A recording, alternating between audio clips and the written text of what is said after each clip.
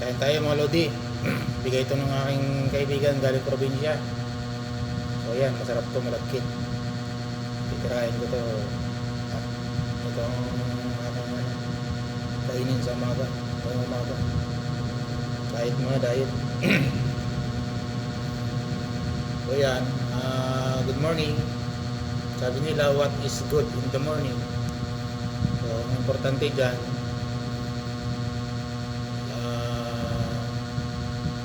sabi nila kailangan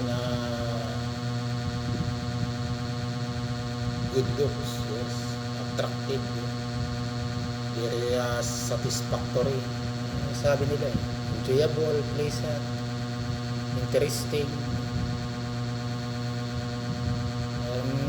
pa ibang meaning yan. Good morning, morally right, excellent. Ganun ang meaning nun. Righteousness, positive, quality, yan ang mga sasabi nila.